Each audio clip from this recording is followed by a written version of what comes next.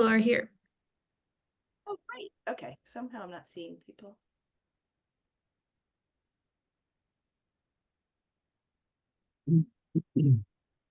Oh, I had my screen on wrong. Well, welcome everyone. Sorry, I wasn't seeing you before. Yeah. I'm Margaret Torn, and I'll welcome you to this webinar for new site teams or teams that have new sites. And the other people who will be co-presenting with me today are Yue and want to say hi, and Sebastian? Hello, welcome. My name is Yu Chia. Hello, I'm Sebastian B. Rhodes. I'll present on slide 24, so you have to be patient. And Christine Buchner, who will be involved throughout. Hello. Right.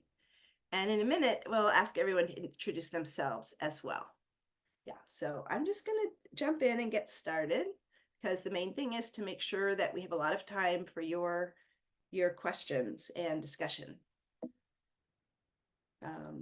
So I'm going to start by actually introducing Ameriflux and AMP, then introductions of all of us on the call. We have two people from the community who'll speak, tell you a little bit about their experience, and then we'll introduce some of the core functions of Ameriflux and the Ameriflux Management Project on events, data, and tech, and then discussion. So most people here are already familiar with Ameriflux, so I'll be really quick, but right now we have a cumulative total of 641 sites have joined, so we are a network of sites. We're a network of data that we share publicly, and mostly we're a network of people, of community. There's more than 500 people involved in running Ameriflux sites. There are more than 10,000 people who have signed up for an account that allows them to download data, and about more than 2,000, about, I can't remember the number, UA will know, 2,300 people who are part of our mailing list. And then from all that, of course, is the science that we're doing. So we think of all of that as the Ameriflux network. And in the last 2 years, 81 new sites have joined.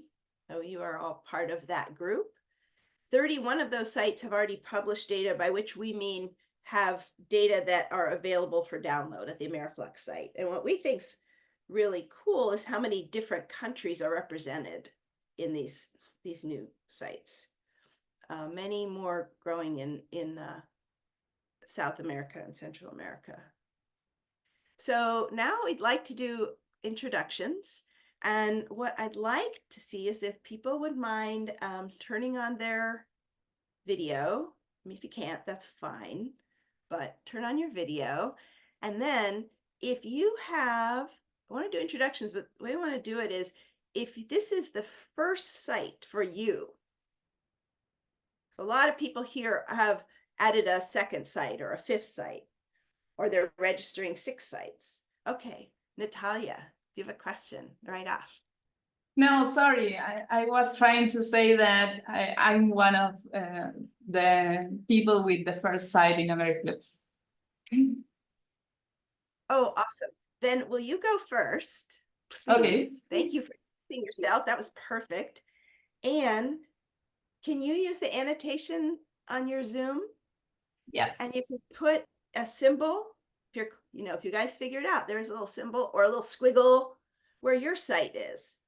And then if we have anyone else who is this is your first site, if you could raise your hand like Natalia did, then it makes it really easy to see who we want to. I'm trying to find the annotation in my Zoom. Okay. I'm not sure where it is, but I can tell you it's in very top to the right of Where it says you are viewing Margaret Torn's screen, and then there's the options menu next to it. Yeah. And then while you're doing that. Otherwise, there's a pen above the mic when you mute, and that's where the annotate is also. Okay. And maybe just while you're looking, Christina, do you want to just say hello and put in your site? Yeah. Hi, I'm Tina Helseth, and I'm up in Morris, Minnesota. So let me see if I can All right, annotate, and this is going to be our first site. awesome. We're kind of And, like in uh, this area-ish. John, do you want to say hello and you can, Hello, yeah, I'm Sean Zeiger, Lincoln University of Missouri. We're located in the central of North America, in Jefferson City, which is the state capital of Missouri. And I'm still trying to figure out the annotation. okay, no problem. They're going to build up as we go. Haley? Hi, I am Haley. I'm at UC Berkeley, so just down the hill, and this is our first site. All right, and if you can figure out how to put a little symbol on the map, that would be great. Patrick? Hi all, Patrick Murphy from Woodwell Climate Research Center. Not my first site, but several new sites as part of a new project, and the first site that I've been listed as a co-PI on, so excited about that. Oh, that's exciting. Okay, put something up in the far north then. All right, Danny? Hi, I work with Patrick at Woodwell, and I just started, so still learning about all of our sites, but yeah, really excited to get some of those permafrost sites up this year. Okay, we have maybe one more. Jamil, do you have a new site? Like first Yes, site? hello, my name is Jamil, I'm from Brazil. We have our first site in here in southeastern Brazil. I don't know if you see the Yeah. small star I'm adding. Yeah. Oh, and there's Natalia too. Oh, this is great. Thank you so much. Yeah, So I'm now, here. Thank you. great. And then Maybe I saw Christina had her hand up. Did we get to you? Tina? Yep, I put mine on there. Great. Yeah, up in the north somewhere. Okay. And then maybe we can now just have kind of a flood of symbols on the map. And if people want to say hello while they go, I won't call on you now, but just where is this new site that you're representing here from everyone else? It's like a test after 3 years if people can find the annotation too. It's funny. Oh, Patrick, it looks like I cut off one of your far north sites when I cropped the map. Sorry. That's okay.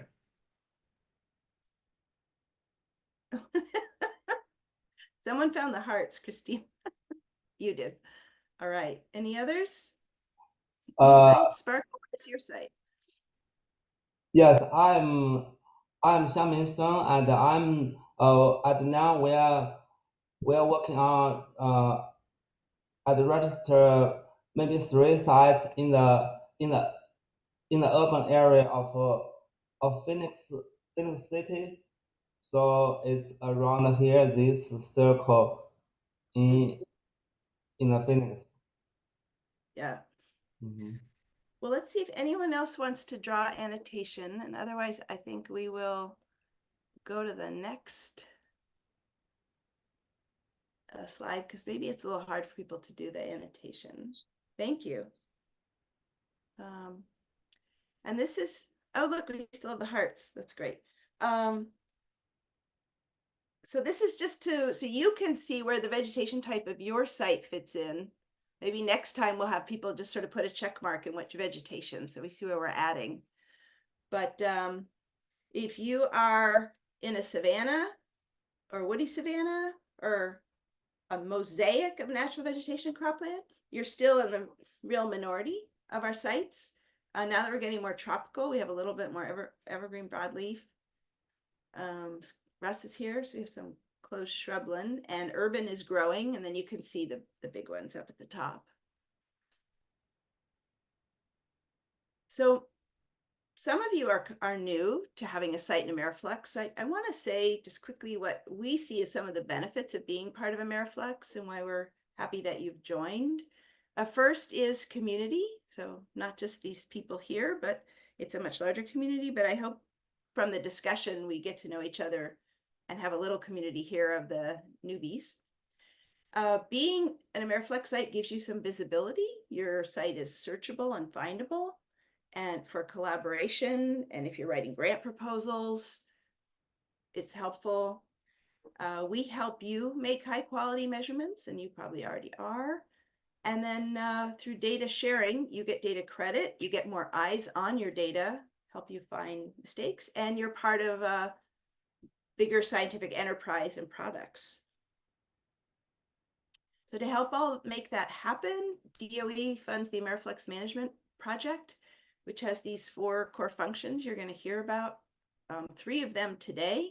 You're going to hear about outreach, community events, technical support, and data support. From the leads, this is Chia and Sebastian Barod and myself. But first, and now, let's see, I don't know, Christine, if you can erase things for, yes, awesome. All right, I would like to turn it over to 2 people from the community who are just gonna give us a really quick overview of their site and their experience standing up a site. So Andrew, you start? Yes. Hi, everyone. Thanks. Can move to the next slide. Right. Yeah. Thank you. Yes, hi, my name is Andrew Hill. I am currently an ecologist with U.S. Forest Service in the Northern Research Station, and I'm actually based out of Grand Rapids, Minnesota. So yeah, I started with AmeriFlux way back in, not too far back, but 2019 when I worked out at University of Delaware, getting my PhD out there. That was a salt marsh environment. It was a really fun environment, and now I am in a northern peatland. Quite a historic peatland. We had some of the first chamber-based measurements of methane in northern peatlands back in 1983. And we also hosted some of the first eddy covariance measurements of methane from peat bogs. And this was back in 91 to 92 with Sashi Verma's group. We reestablished our site in 2009. So we're just entering our 16th year of continuous measurements. And just, I guess I'll talk a little bit about AmeriFlux and how it's been for me. Again, you've already mentioned like the community connections. I think that's really key. It's bringing together folks from all sorts of backgrounds. We have people from government like myself. We have academics. We have nonprofits, likely private industry as well. I'm not too sure about that. And I know maybe sometimes there's hesitancy for researchers to release their data and make it public, especially before they've been able to really go through and do their own studies. And I just want to mention that I've never had any sort of situation like that. I really feel like most people that are pooling this data are using it for modeling and for validation exercises. It's really that site level knowledge as a PI that's going to support your research. So don't have that fear. Don't hold back your data. Get it out there and share it. The support they provide is second to none. It's a really nice repository for your data. They do a lot of QA/QC when you do submissions, so that's very helpful with just QA/QCing your data and helping you along with that. Support like with calibrations. Since we need to do regular calibrations to support high quality data, AmeriFlux will provide calibration gases, and that's really, really been helpful. They have a site visit team, and you can get on that list to get your site visited, and they will actually run a full eddy covariance tower alongside of yours and give recommendations. We actually had Stephen Chan and Andre Santos out this last July to our site, and that was really fun. And it's a really welcoming and warm community. I attended Flux course back in 2019. I was able to meet like a ton of different researchers that were a part of AmeriFlux, and just very welcoming, very open community. So happy to be a part of it and continue.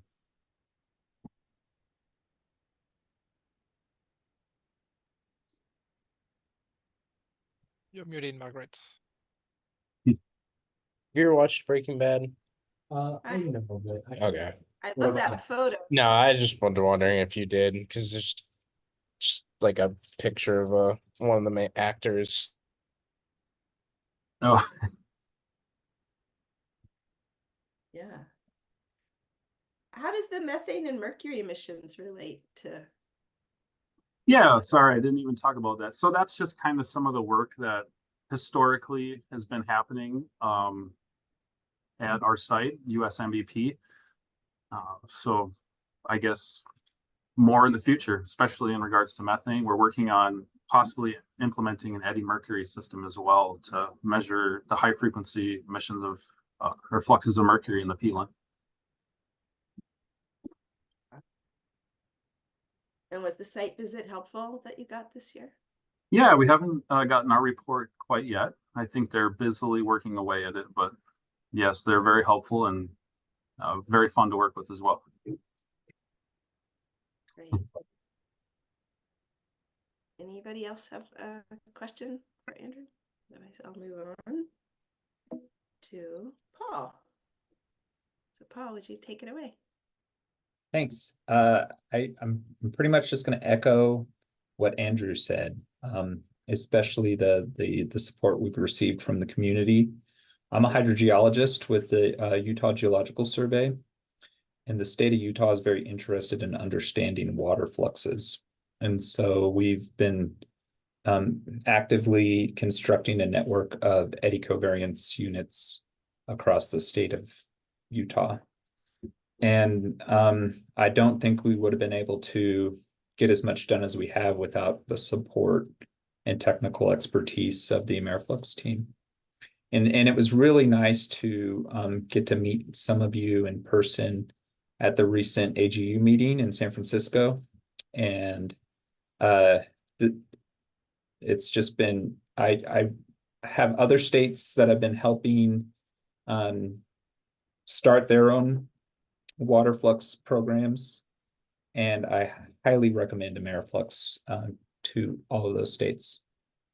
We're also measuring a bunch of other things, including carbon dioxide, and hopefully our measurements could be used for more than just our interest in evapotranspiration. Here are a couple of my favorite sites out of our network. This USUTD is at a really amazing research ranch operated by the Nature Conservancy in right outside of Canyonlands, Utah, and really beautiful agricultural setting. And they do a lot of really neat stuff in conjunction with NEON and other groups looking at the interface of land management and the ecosystems there. And then this is a site that we inherited from Steve Kannenberg. And this is a really awesome pinyon juniper system. And we're working with a PhD student out of Arizona State. And we have a phenocam set up here too as well. And this is a big chunk of our team. That's me and then Kate. And this is Kat Laddick. She's my cooperator on this. She's helped me build all of these stations. And so we've been operating for about 3 years. And so far we have this many stations, and we're going to build 3 more this year and get those on the network. And hopefully we've provided data for one of these stations. Hopefully we can give more data very soon. We're obviously very busy, so and that's about it. Thank you all for your help, and happy to be part of this network. Great. Any questions for Paul? Can we move on? Sparkle. Sparkle. Hi everyone, I'm Sparkle. Paul, do you have methane on those? No, just the ergosons, which are CO2 and water vapor. I don't know if I'm pretty sure these are all solar, and so I'm not sure if we could handle the additional power requirements of methane. It'd be fun to put it on one. We have one in the Uinta Basin, which has a lot of oil and gas operations, and it'd be interesting to see the methane emissions in that area.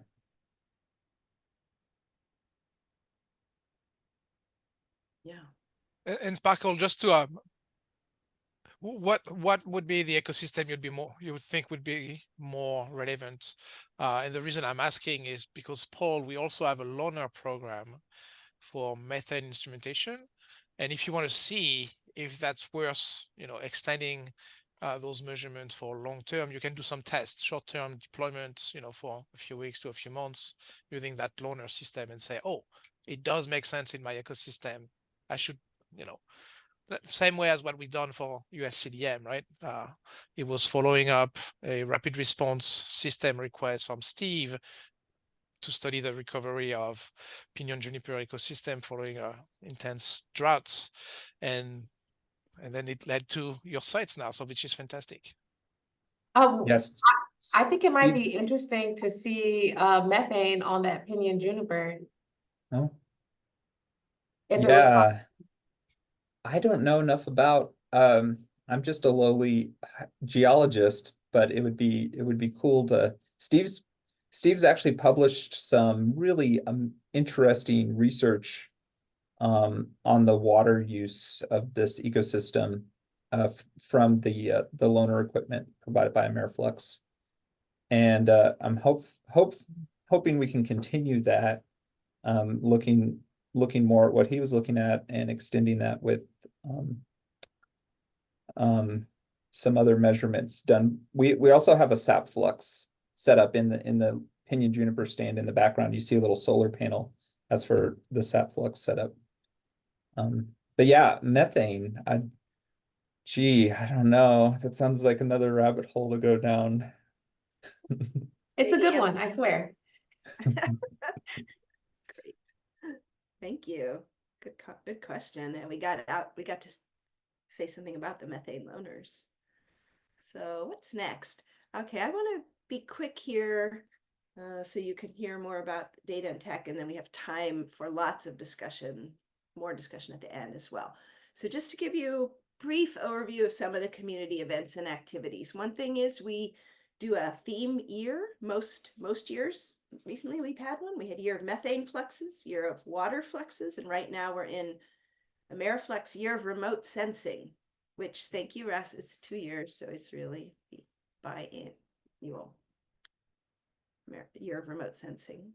And we are going to have a workshop on scaling fluxes this spring, and you can contact Kung Yi if you'd like to get involved. And also, if you'd like to just be part of planning any other event or hosting a webinar on remote sensing, then we'd like to work with you. Some other upcoming events: we'll have the Ameriflux annual meeting this September. In December, we'll have a town hall. I mentioned the Year of Remote Sensing. The ICO Science Conference is in Versailles, September. We will be having a data tech workshop, and then we'll have some how-to webinars, and some of those are in response to your requests. So if there's something that you think would be useful for us to have a how-to webinar on, let us know. And then the FlexNet Co-op project, which is like a sister project led by Trevor Keenan, is going to have a workshop on methane and one on thermal remote sensing at sites. So that one on remote sensing, if you're interested in that, to make it easy, you can just write to me and I'll forward that to Trevor. And there's many other ways to get involved. There's an early career network, and it's really nice to see there's several early career people on this call. There's a working group on natural climate solutions led by Kim Novak. They're quite active. A new working group on urban fluxes. We don't have a chair listed here, but you can contact Sebastian Brode if you're interested. Rubisco Ameriflux is a working group that's interested in using flux data to test and improve land models. We have a really active diversity, equity, and inclusion group led by Christine, a data advisory committee, a science steering committee, and then FlexNet Co-op has 7 working groups. I recommend just take a screen capture of this page, and then you can come back to it. Now I'd like to turn it over to you, Wei, to give you a brief overview of Ameriflux support, and we welcome your questions on that. Thank you, Margaret. So hi, I represent the data team. Ameriflux Management Project has a couple of teams, but we are just one of them, and we handle a lot of the data processing, the registration. We currently have 6 of us, and if you're registered the site, you probably have talked to me at some point. So good to see you in person. there's a tab on the Merflex management, sorry, the Merflex website, which has a lot of information about data. It's a little overwhelming, so if you run into issues or you can find things, just ping us on the Merflex support and we can help you with all of your questions. Next slide, please. There are a number of data products that we currently put out. The first one is base. So if you just started out, you probably send us data from your sensors, the aggregated ones in like half-hourly time scale, and then we will QA/QC the data and then put it out there. It's not post-process, so it's just whatever you send in, we just check for things, and then we do a back and forth with all those plots, and then try to identify issues that need to be solved.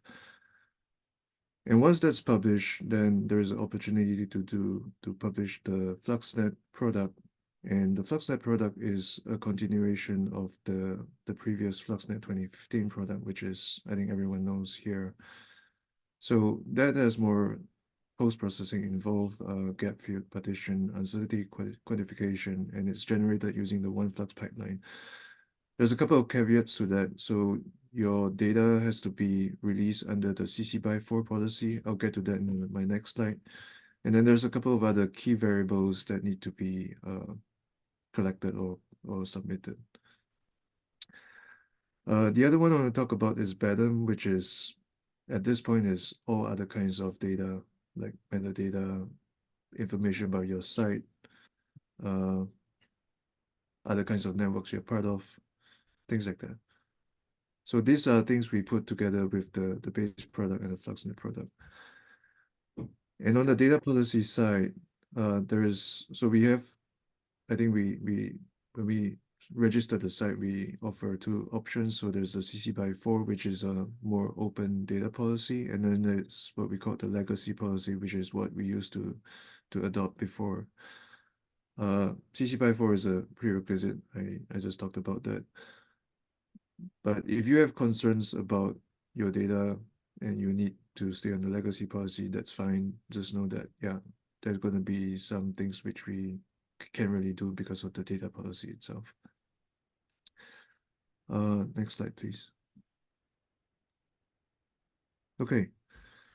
So once you've registered your site, I will send you an email saying that there is this site info page where your site is now registered. It's visible. There's a lot of things you can do to make people know more about your site. So there's images, if you have it, you can add photos to it. You do have to be registered within the system, so you need a user ID, and I think we lock it down to probably people who are listed on the site. So you have to be a known contact on the site before you can add all of these things. But if you run into any issues, as usual, just contact us. Publications is the other one. You can add or tell people about your site and what's cool about it. Site general info is this page, and we would like you to keep it updated as frequently as possible. So you can do that through the BADM tab there on the very far right. And then once your data is published, once you have a base data being released, there's a DOI authorship editor that's also under the BADM tab. So that is for attribution. So whoever's worked on your site, who you want to give credit to, you can do that through that. Right, thank you. Next slide. So if you have submitted data before, this is probably not new. You've been through this, but if you haven't already gone through this, you need an account to upload data. So there's an upload data page. There's going to be 2 options once you get there. There's going to be a BADM one and there's a half-hourly one. And BADM is the metadata for your site. That also applies to the site registration template. The half-hourly one is for the FluxNet data. Once you click into that, there's going to be a site list. If you're not registered yet with your site, choose I do not have a site ID. Otherwise, yeah, pick one from the list of sites. And the reason for that is we actually categorize your data into different bins. And if you do not designate what site ID your data is part of, then yeah, we run into trouble trying to communicate and organize that. Yeah, and there's a lot of data variables which we try to update and support throughout the years. So this list on the very far right is going to be updated periodically. And whatever's on there, you can submit data for that. And if there are more variables that you're currently collecting and we are not currently supporting, and you would like to tell people about, write to us, tell us that you're collecting this data, and then we can try to work that into the standard and then support that in the future. Thank you. Next slide. Right. Variable information. So we would like you to submit this as part of the FluxNet process as well. And this is especially critical for one-flux processing. It may not be as needed for when you first release or process-based data, but for generating FluxNet, it's absolutely necessary. So this interface, what you do here is you tell us about the heights of your sensors. So where your sensor is located, how high it is, what kind of instruments they are, and did you move your sensors around? Yeah, the dates of that, and how that maps to each variable. Right, so we're trying to build this mapping of which sensors collected which variables at which point in time and how high they are at a physical location on the tower. Yeah, I think that's all I have to say for this. So thank you. Next slide. Right, so once your data is published, anyone can download the data, and they would have to agree with whatever policy your site is associated with. So if you're on the CC by 4 policy, then everyone who uses or downloads that data will be using the CC by 4 policy. However, if your site is downloaded together with other sites which are on the legacy policy, then that data will be made available under the more restrictive policy. Yeah, and when you download data, you can pick all sorts of metadata as well that's associated with the site. So you can do I want all metadata for all sites in the network. That will be the checkboxes for the optional pattern files on the second image. All right, next slide, please. So if you manage a site, we do provide this statistics, so you can identify who has downloaded your site, what they are planning to use the site, the data for, and then which versions of data that they have downloaded before. So there's this interface. You can also access this through the site info page. There's a download log page. And you really have no control of the description. So if someone puts in something that isn't meaningful, don't blame us. It's just whatever they decided to tell. And yeah, unfortunately, we can't really like check if it's garbage or if it's really good. But most people do their best to tell you about what data is and why they're using it. All right, next slide. All right, I think that's it. Thank you, everyone. Thank you, Yue. So I'm going to talk to you briefly because time is running, it's going really fast, about the tech support. So that's, I'm Sebastian Birod. I'm a geophysicist at the Lawrence Berkeley Lab.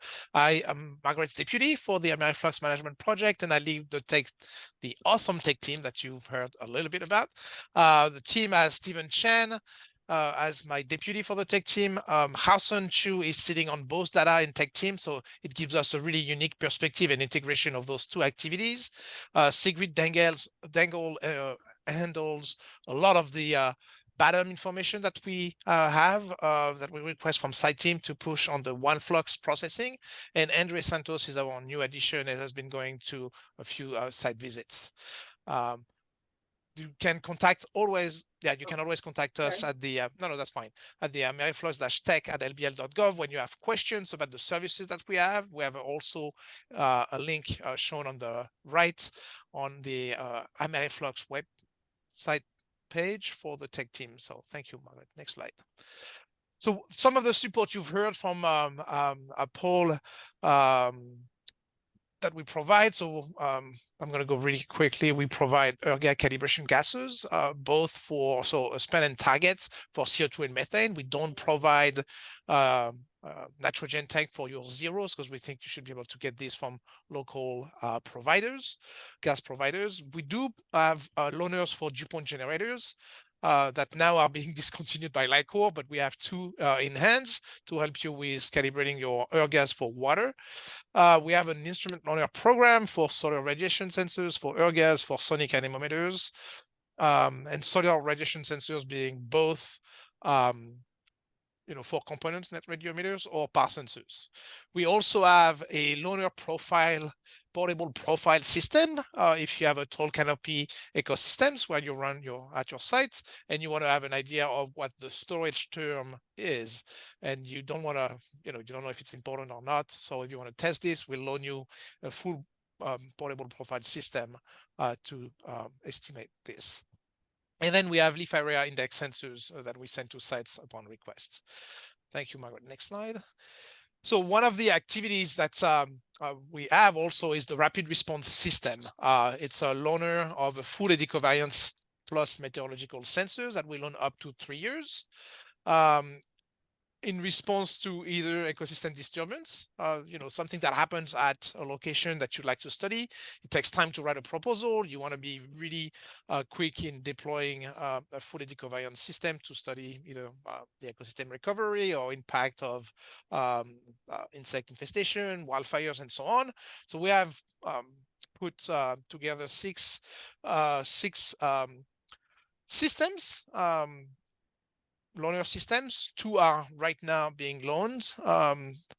One at Metolius since the fall of 2021, so it's coming back this fall 2024, and we have one that has been deployed in the spring of 2023 at Cortiva. So you were talking, I think it was Paul, that might be talking about interaction with also commercial entities. So Cortiva is a commercial entity that's doing working on crop ecosystem, and they're doing treatment plots and different treatments on different plots, and they engage with us to get a full ED covariance system for 3 years.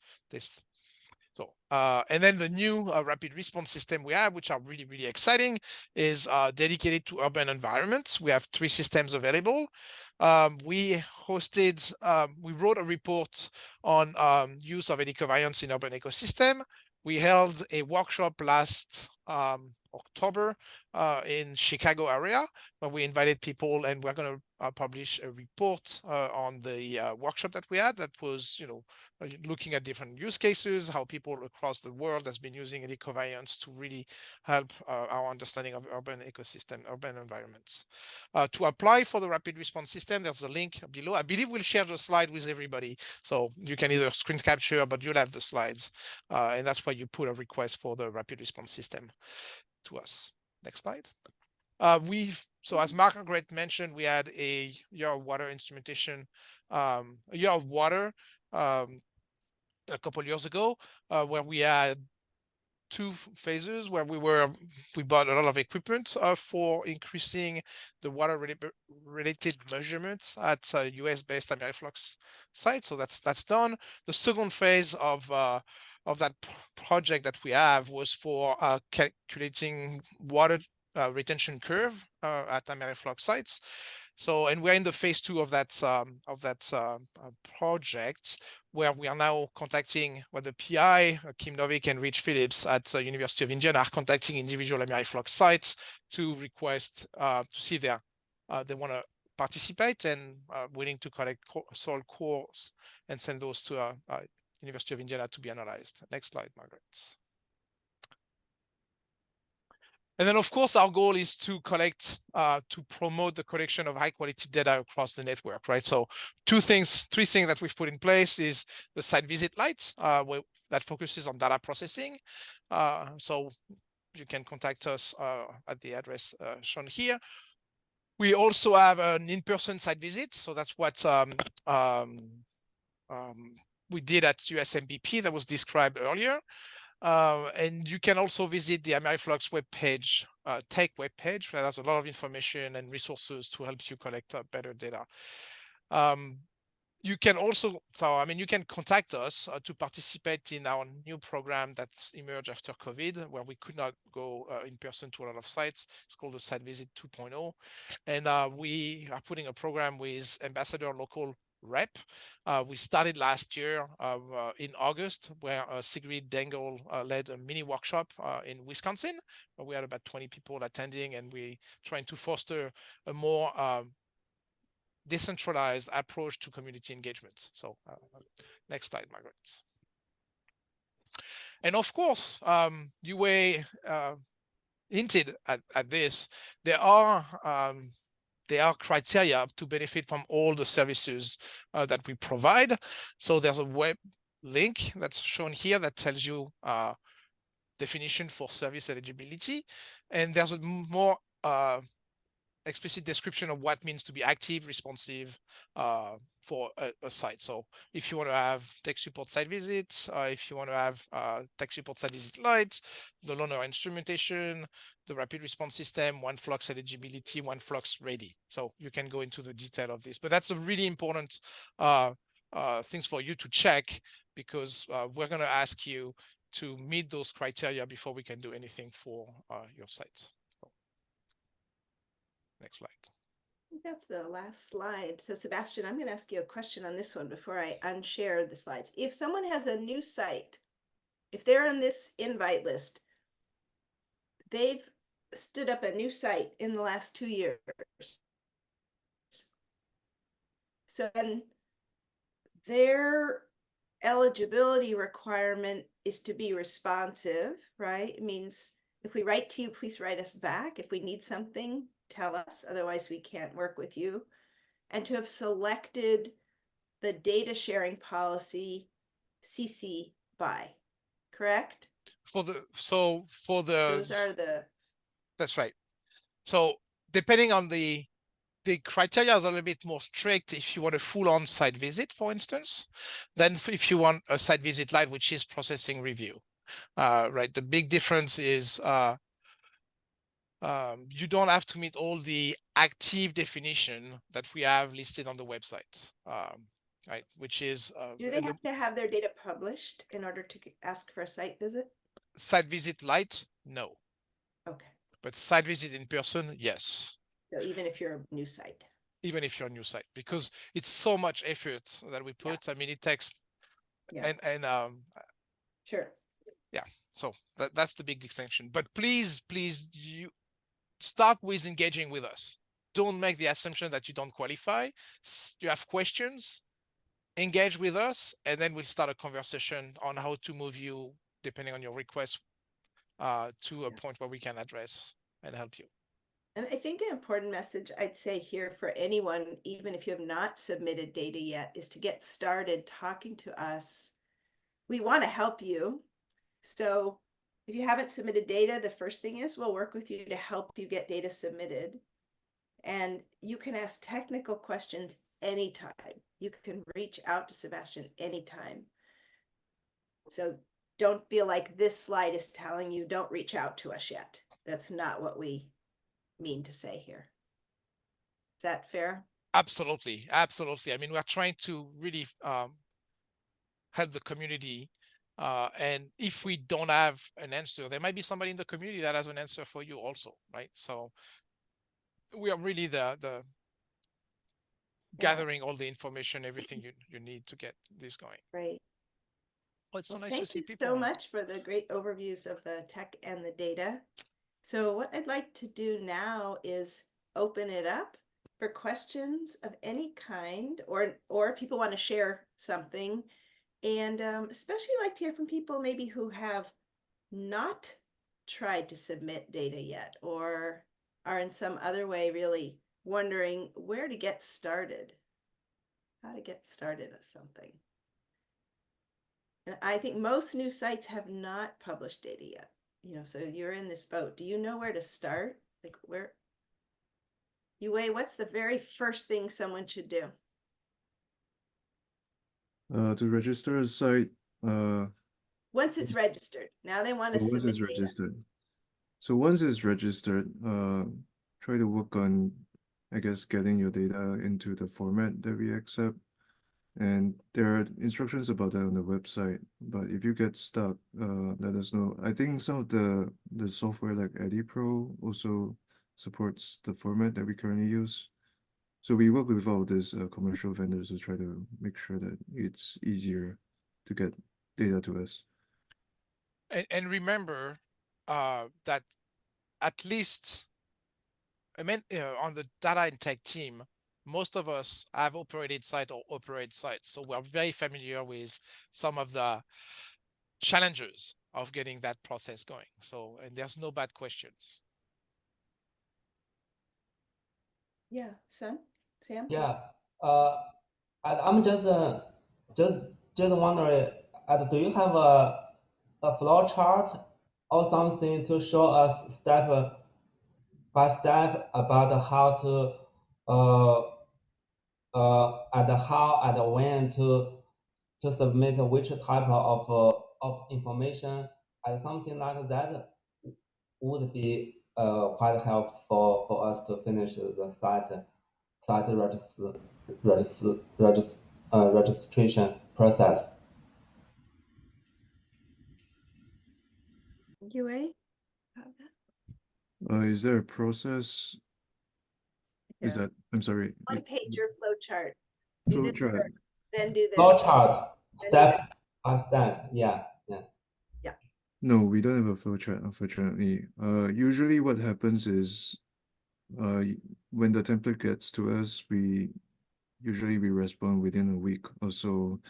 And then we try to clarify the site IDs that you have a preference for, what policy you would want to submit data with, and then we go through a back and forth to try to sort out the very basic metadata that's required for the site.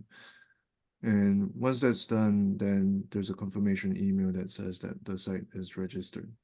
So That's it's for registering, and I think this is a question for submitting data. for submitting data.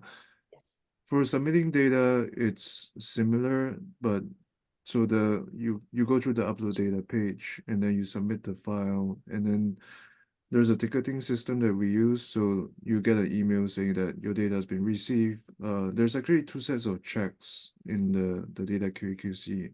There's a format check that happens before. So the format check is almost instantaneous. You will receive an email saying it, whether you need to adjust the format, correct things with that. Otherwise, yeah, Hausen Chu, who Sebastian has talked about, will review the data and then he'll write back with very detailed what needs to be fixed about the data, or if he has questions about outliers, things like that. But once that's done, then yeah, we publish it. And so there's a paper actually, I should say, that we recently released or published last year that details the process. So that's probably the best reference for the entire QAQC process. I love the idea of having a one-page flow chart. That is a really good idea. And Rachel Hollograss, who's joining on in this call, helps us a lot with the user interface. So I bet she's taking notes on that. And it's a great idea. Okay, Marguerite, you're wondering if you submit data and then notice an error, what is a good way to update and correct that? Great question. Yue, you want to answer that? What is a good way to update and correct data that has errors? It varies on a case-by-case basis. So if it's a format issue, then it's probably more straightforward. And usually, I don't know, format issues are more machine readable errors, right? So Isn't the short answer people would, you'll tell us and you'll update a revised data file. yeah, Yeah, what Russ, you've done this. Go ahead. Yeah, just my experiences is whenever you look at the QA/QC stuff that you get from Ameriflux, if there's some issues like you didn't screen out some obviously high values or whatever, and you want to screen those out, yeah, you just go ahead and make those changes and just re-upload the file. It's pretty simple. And you can do that even if the data have been published, which might have been Marguerite's Yeah, So, it just wipes out the previous base file with the new upload. yeah, exactly. Yeah. Not that you had any errors, Marguerite, but actually we all do. And that's a great thing about having more people look at your data, right?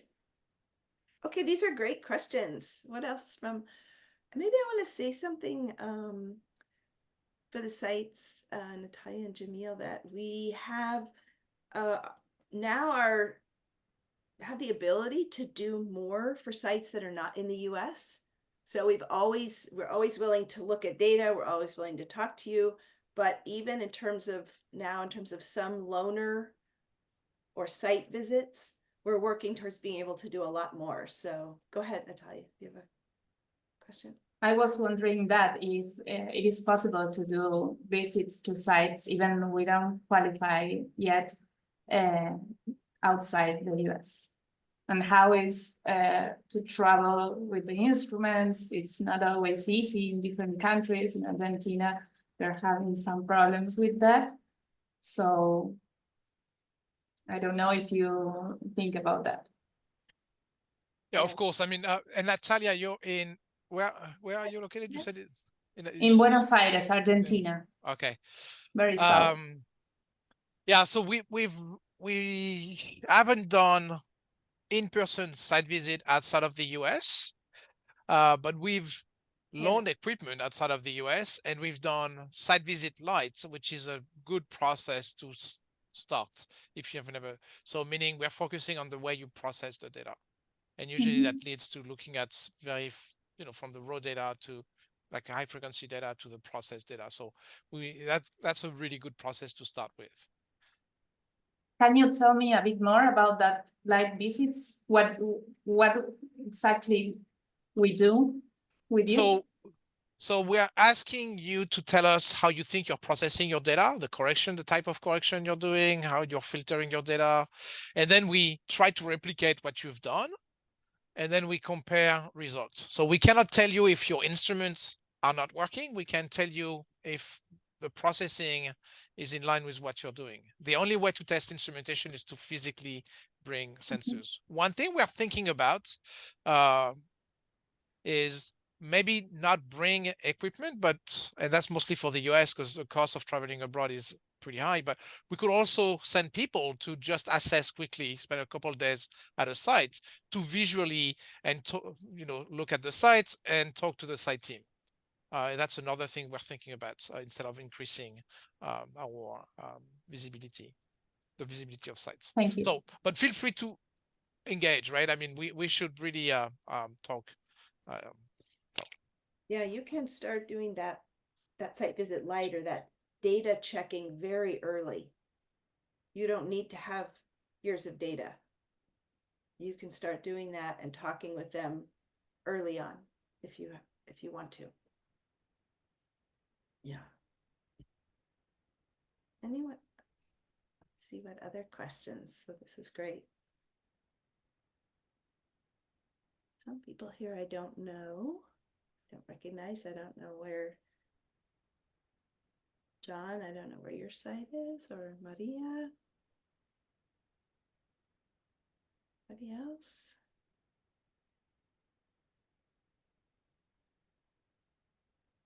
So same question that Natalia had, Jamil, feel free to engage with us, right?